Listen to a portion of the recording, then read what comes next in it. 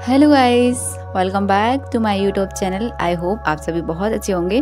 अभी तक चैनल को सब्सक्राइब नहीं किया तो प्लीज़ पहले जाके चैनल को सब्सक्राइब कीजिए, बेल आइकन प्रेस कीजिए, फैमिली एंड फ्रेंड के साथ शेयर कीजिए मेरी पिछली वीडियो को। और अगर ये कहानी अच्छी लगे तो इस कहानी को भी लाइक कीजिए, कमेंट कीजिए एंड फैमिली एंड फ्रेंड के साथ शेयर कीजिए।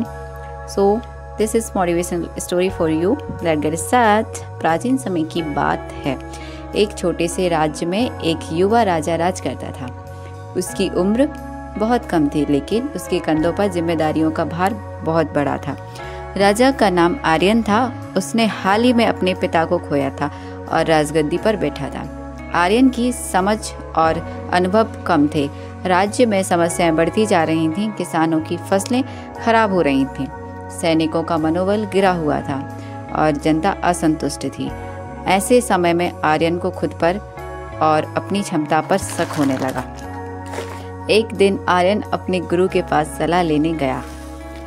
गुरु ने मुस्कुराते हुए कहा, हर समस्या का समाधान हमारे भीतर छुपा रहता है। बस तुम्हें खुद पर विश्वास करना होगा और सीखने की आदत डालनी होगी।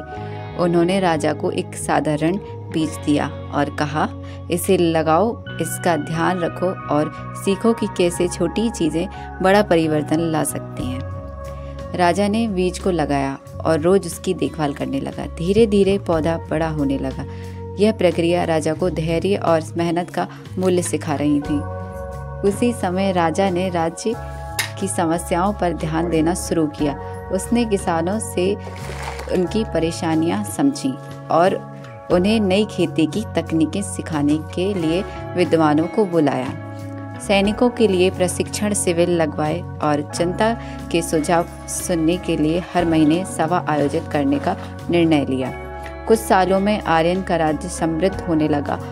किसान खुशहाल थे, सैनिक आत्मविश्वासी थे और जनता राजा की प्रशंसा कर रही थी। वह पौधा जो उसने लगाया था अब एक बड़ा वृक्ष बन चुका था। गुरु ने राजा से कहा, जिस तरह इस पौधे को बढ़ने के लिए तुम्हें समय और मेहनत लगी, वैसे ही राज्य को भी तुम्हारे समर्पण और विश्वास से नई ऊंचाइयां मिली हैं। यह कहानी हमें यह सिखाती है कि धैर्य, मेहनत और सही मार्गदर्शन से हर कठिनाइयों का समाधान संभव है। आई होप आप सभी को ये कहानी अच्छी लगी होगी। मिलते हैं नेक्स्ट स्टोरी के साथ, नेक्स्ट कहानी के साथ। तब तक के लिए धन्यवाद।